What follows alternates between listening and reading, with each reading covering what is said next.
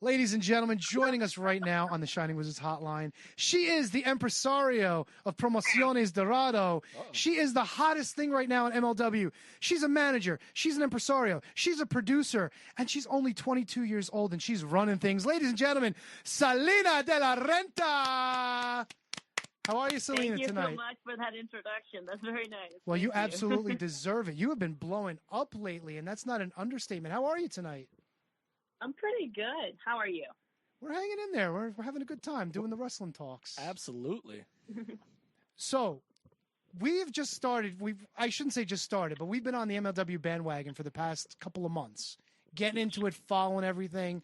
Watching it every week. Absolutely. I'm getting very sick of Contra Unit, but that's a whole nother story. We could talk about that another time. I love them. Are you serious? She hangs up right now. Okay, all right, so then let me ask you this. Tom Lawler's got a match coming up for the title against Fatu, right? So if Fatu wins, are we sending L.A. Park out to cash in his contract, or are we going to hang back a little bit? I mean, why would I tell you that? That's a good point. That's a good point. Who the fuck are we, like, Tony? honestly. Well, I'm just saying. I mean, L.A. Park, he's got that briefcase. He was ready to cash in a couple. No. You're trying to get spoilers. I see you. You think I'm not smart? Look, when else can I get the chance to pick a brain of someone as so intelligent as yourself? Let's be honest. She pop. Look. Hey, I'm not going to disparage talent when it's on the line with us. So. Real quick, you've actually produced some of the shows, and next week you're actually taking the reins again and producing the next episode of Fusion. And interesting booking, Mance against Sammy, loser leaves MLW. Do you just? Isn't that genius? It is, but my question is, who do you want to get rid of more? Like who's the one that you're really interested in trying to get rid of, or should we? I mean, I hate them both. To me, like if they could get both like equally disqualified, like that'd be the best. Ooh. But I mean, I don't really know how that could happen. If I could figure out a way to kick both of them out, I would have done it. Yeah, it would be like a winner and loser leave MLW type of deal. But everyone involved is fired. Yeah, exactly. It's like, let's fight. Let's see who's going to be the bigger loser and the just loser. I was going to say, that's not even a stipulation anymore. That's just what is happening. That's just But don't worry, like I'll find a way to get rid of whoever is not with us. That's I'm in charge. Peace out, bitches. Yeah, it's pretty much. Like, I mean, Sammy really tried my life, and Mance is the one that tried it the least. So if I could pick anyone, it'd be the Warhawks, so he can leave MLW forever. Salina, yeah, you have your hat in many rings, no pun intended, with MLW. What is your favorite aspect of what you do with that company? So my favorite thing is being in command. That's definitely my favorite, because then I get to do the fun matches like Mance versus Sammy. That to me is my favorite. If I get to pick what everybody's going to eat, because I pick the catering too. So I get to pick what everybody's going to eat, what everybody's going to drink, what music they're coming out to. If I really even want to let you come out, because last show I just banned Sammy for the whole show, but he still showed up. So since he wanted to show up, now I booked him, and let's see how well it goes for him. So that's just pretty much what I like. I like being in command, telling people you get to do this, you don't get to do this. You come to me for the paycheck, or you don't get paid at all. So it's really fun. That's my favorite part. Please tell me there's going to be backstage segments next week with you telling who can eat from what table at catering, because that would be $1 million. That's funny. That's not on the show, but keep your hopes up, maybe. Oh, I really hope so. Like you make Mance and Sammy just eat like baked beans and hot dogs and like just all garbage food. But they're disgusting. They might like that kind of food. You probably like it too. We're 3 minutes in. This is the best interview we've ever done on the show. We all know that you had the falling out with Low Key. You and Ricky Martinez, you guys left them high and dry. But before that happened, they were in a tag match with a couple of the local guys. One of them was Mr. Grimm, and Low Key popped this guy before the bell, and Grimm just dropped. Was he hurt? Did he? Normal. Huh? That sounds normal. It looked like he was dead, and I found nothing about him if he was hurt or whatnot. Did Key like legit knock this guy out, or was this just like that's what Key does? That's really what happened. Like, honestly, that's literally what happened. He just hit him, and he had, I guess he just blacked out. He just couldn't get back up. Wow. It was really impressive. Honestly, Loki and I probably are not doing business again, but I still have mad respect for him. He is really talented. He is one of the best out there, and he can get the job done within a second. So I admire Loki. Oh, he sure did. He sure did, no doubt about it. I just remember Mr. Grimm as an up-and-comer, and when I saw him take that fall, I said, yeah, something happened. He's done. Forget about it. Yeah, oh yeah, totally. I actually told the ref, I think he's dead, but yeah, I don't think he really believed me because the referee doesn't like. I don't think any ref likes me. I'm not really like I care, but yeah. I've read up a little bit about you before tonight's interview, and it's just amazing how much you've done in such a short amount of time. I read the story that you just got into wrestling a couple years ago because you watched Total Divas. I read that you're going for your PhD. You've got 10,000 things going on with MLW. You're still modeling. You do a lot of modeling work. How do you have time to sleep? Like how do you handle doing so much stuff? Time to sleep, that's whatever, because I really barely sleep, so I sleep 5 hours, maybe 4, and usually because I'm trying to get up early so I can get stuff done and then go to bed late. But I'm young, so if anybody can do it, it's the young people. No offense to those who are older. Thanks. But it's not, honestly, it's true. Once you reach a certain age, you probably don't want to do as much. You want to chill. You want to live life and enjoy the money that you got from all the hard work that you put in the years before. Hopefully, right? Some people, are broke forever, but sometimes that's the case. It's like you know us. But hopefully by the time I'm older, I don't really have to do much. I can just be at home and chilling. But yeah, so I find time because I prioritize. Sleep is not a priority. Eating is not a priority. Getting the job done is.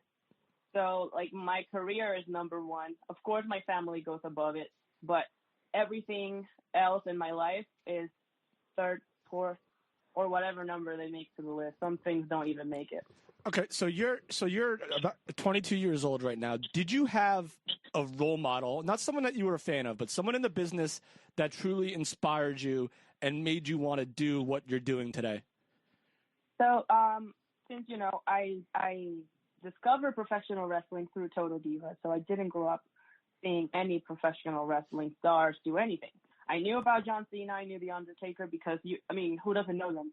And I watched one episode of something that had the boogeyman, and I remember a man eating worms.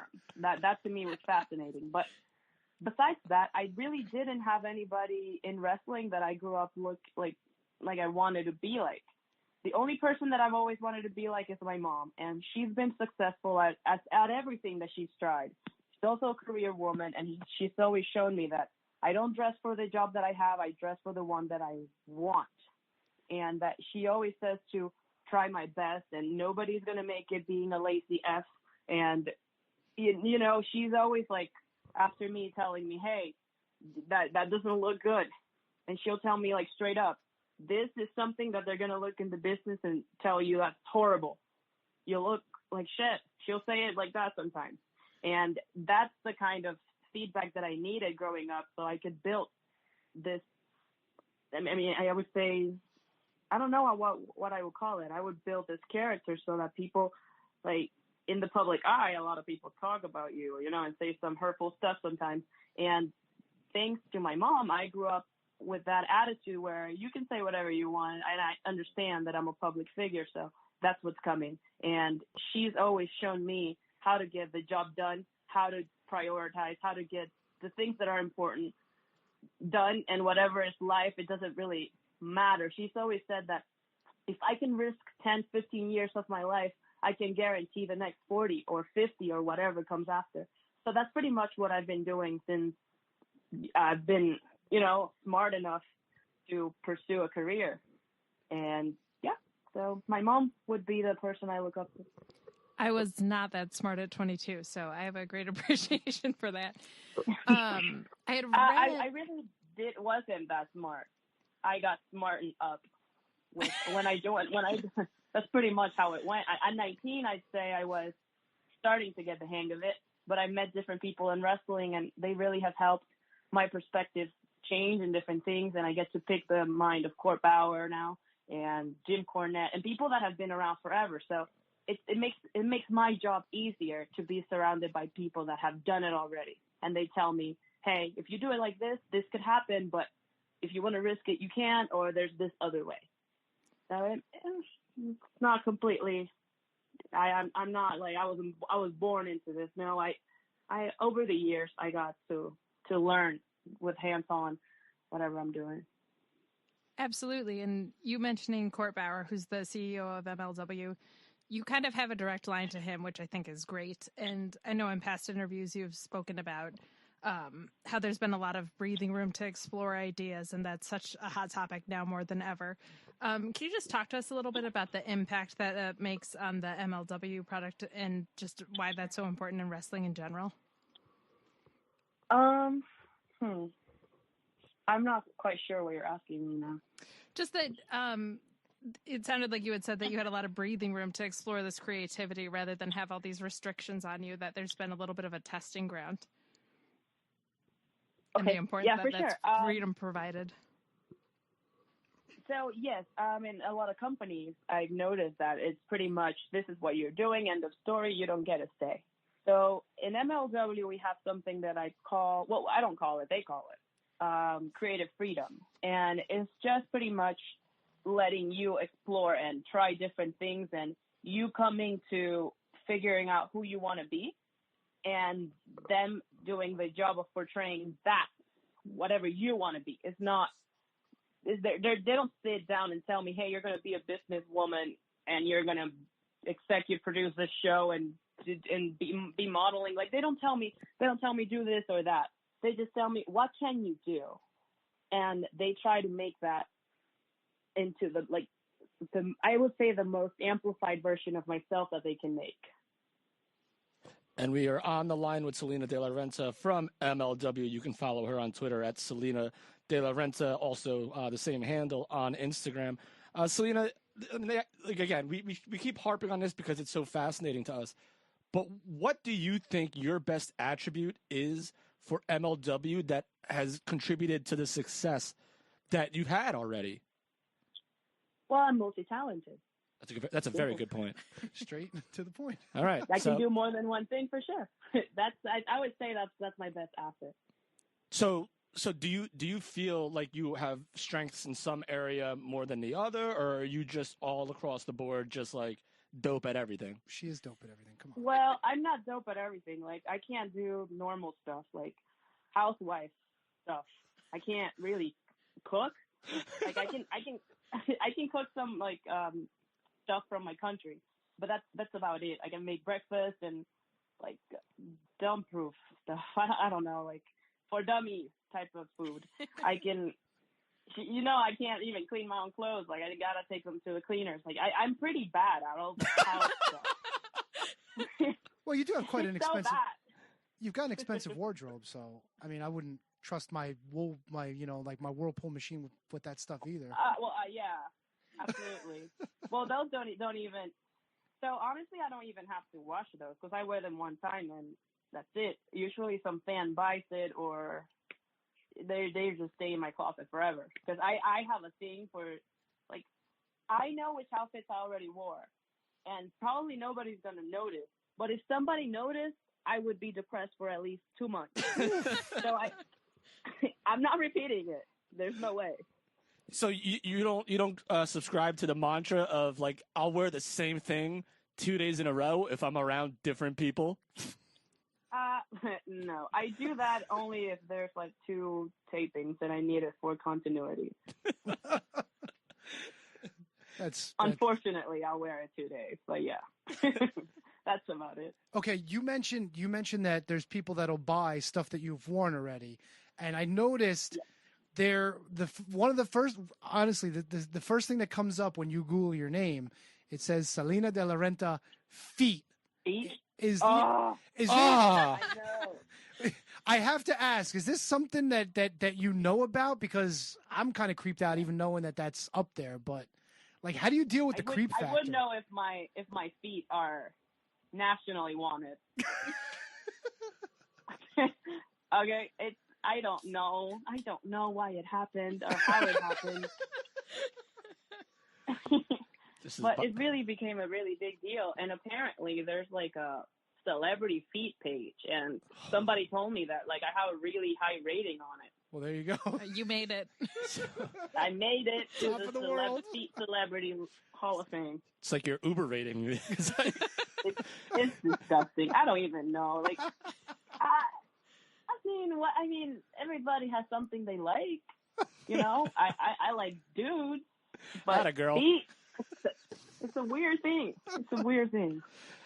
You had mentioned earlier that your mom was tough on you and she'll let you know when things are working and things aren't working. And we got a question from a fan of ours. It's Conrad from Alabama. He asked this. He says, being in female wrestling isn't an easy thing. Going in the fact that you're a badass, it just can't be easy.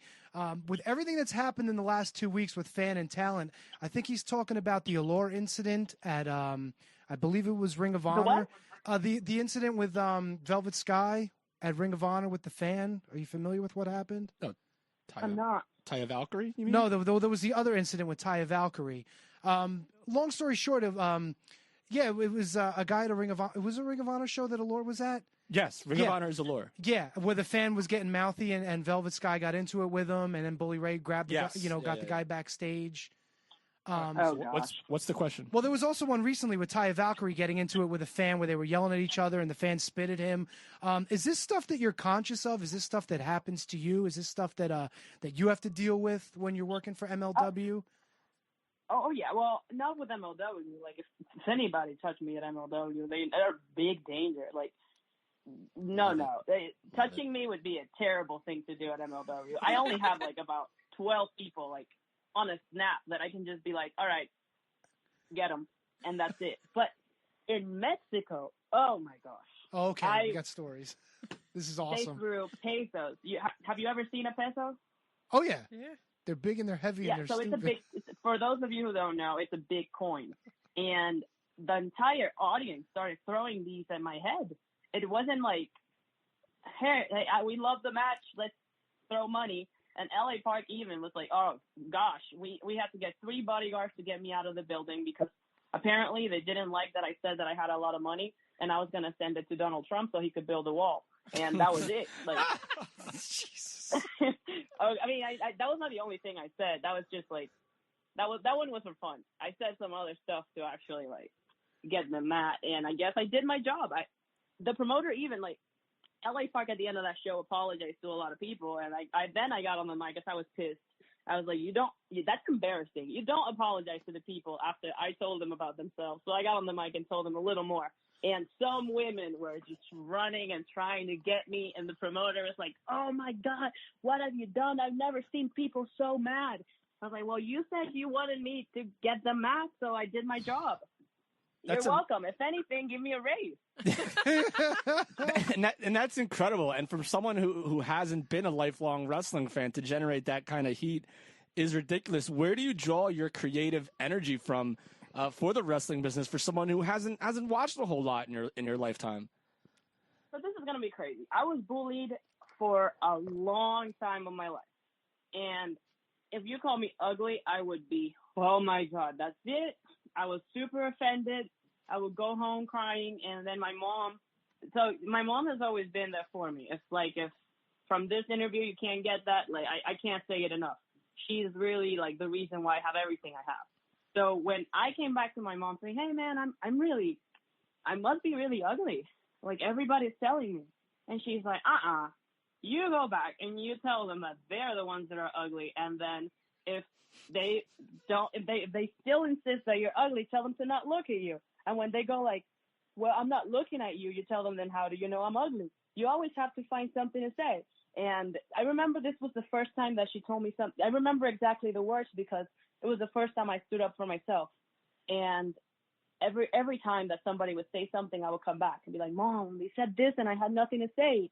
And then she would be like, well, now you say this, this, and that. And I would go back the next day and be like, ha, I thought about that stuff you said to me. And in front of everybody, I'm going to tell you right now, this, and that. And I started getting pops really early in my life. So after doing that, calling out everybody, and then I make scenes everywhere in high school. Like I hit somebody with a quesadilla. Like I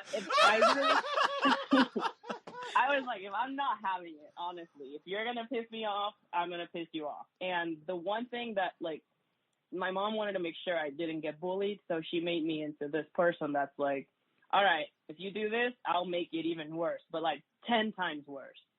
And then I would bully the person for like 2 weeks, and it would be so bad. And then this type of personality is very common in Puerto Rico.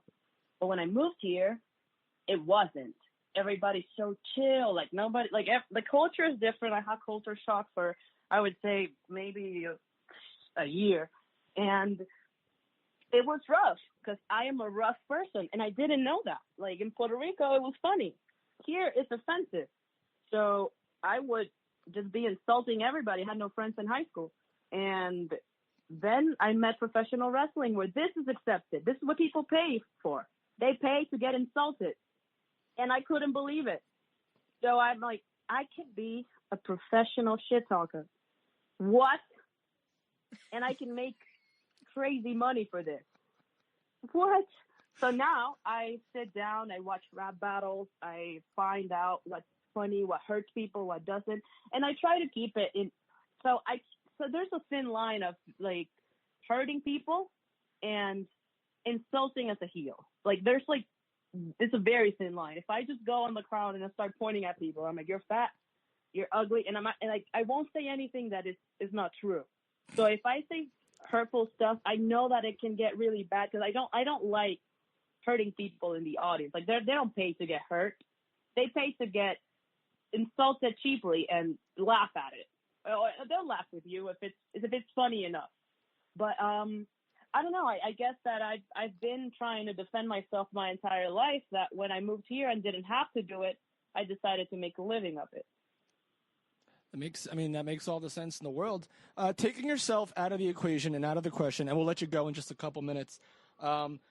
If people have not been watching MLW, foolishly, by the way, if they have been watching MLW, what mission statement would you tell them to tune in to MLW Fusion? What reason? Yeah, basically, yeah. Well, a good reason would be because MLW only started about less than 2 years ago, and we're on national and international television. And that is historically, like, not even done. Like, it's really not... It hasn't been done like that. Like nobody gets picked up that fast. And we went from a show that had maybe 300 people, and now it's everywhere. And now people are fighting to get tickets. Like the show for September 7th, that's in it's Dallas, almost sold right? out, and it's only been out for a day. And that's in Dallas, Texas, correct? That's correct. And numbers don't lie, so we must be doing something right. What's your favorite character other than yourself and the people you're associated with? What's your favorite thing about watching MLW? I love Contra Unit. The ones so that somebody here hates. Contra Unit, to me, they do whatever they want. They get away with everything, and that's the point of being a badass. But they're so mean.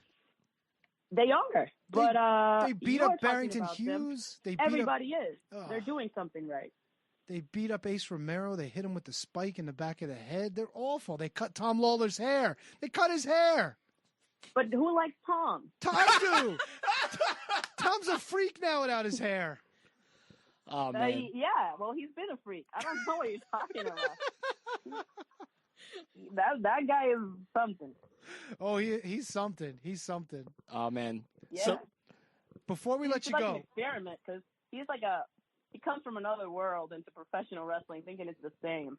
But whatever. Let's not get into Tom. Real quick, what's your opinion on the Hart Foundation? You got, Brian Pillman Jr., Davey Boy Jr., Teddy Hart. I love them, personally and character-wise.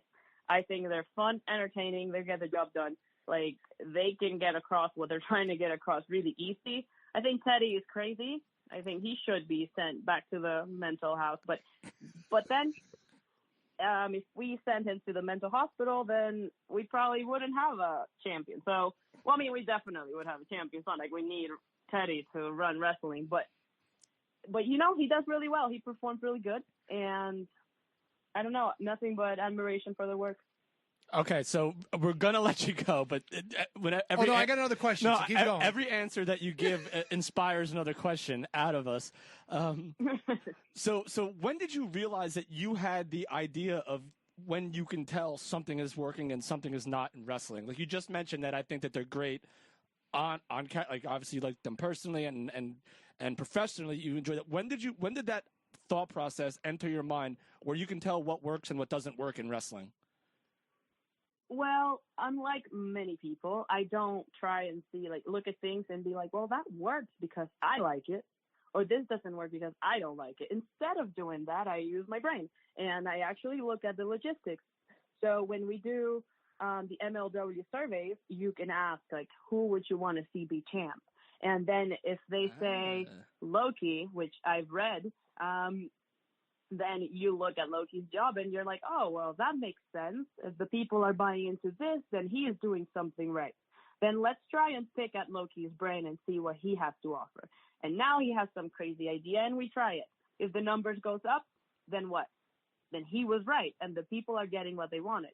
So that's pretty much what I do with everybody. If I see that it's working elsewhere and everybody's talking about it, not just me, I don't need to think that it's great because I think that a lot of things are crap, but they sell. So if they, like eating Tide Pods, for example, I think that's stupid, but that's all over the internet. Holy shit! If I could hire somebody to eat a Tide Pod, I would, because a lot of people would watch it. So, it's just finding what works for the people, not for you. This is the greatest interview ever. It really is. And I'm gonna throw this at you real quick. I know that you guys, you're on the outs with Low Key right now. You might need somebody to replace him, and I'm recommending the new national champion Alex Hammerstone. That kid's a hoss. Wow. For real? For real though. I recommend Alex Hammerstone. Seriously, he's a champion. And he'd be bringing the Thomas gold. too. He'd be What bringing does you that the even gold. mean? I don't know. I like the guy. I think he'd be a perfect fit. You like the guy? Yeah, the I do. Or the hair? He's handsome. You see, that's the problem. He's handsome for you. He works for you, not for me. All right, Tony. I tried, Alex. Way to bring the show down, Hey, kid. I'm trying to put in a good word for a friend of ours. What do you want me to tell you? This was amazing, Salina. Thank you so much for spending time with us tonight. Is there anything else that you want to put out there before we let you go? Well, nothing that I want to put out there. I feel like everything is out there, but I do want to remind everybody that my second produced MLW Fusion show is going to be this Saturday on Being Sports. And for those of you who can't afford having Being Sports or simply have Comcast assholes that don't have Being Sports anymore, That's me. then That's you me can too. watch it on YouTube on Monday. You just called all three of us assholes. We all have Comcast. We suck. Yeah, you do. That's right. Listen, she's not lying. No, she's definitely But not. we do watch on YouTube. That's how I catch MLW Fusion. I watched the live stream last night. Yep. So we do thank Long you. live social media. That's right. Where would we be without it? Probably back in the 19-something. There you go. Salina De La Renta, thank you so much. Follow her on Instagram and Twitter at Salina De La Renta. Thank you so much for joining us tonight, and we hope to talk to you soon. Thank you. Thanks. Have a good night. You too. Bye.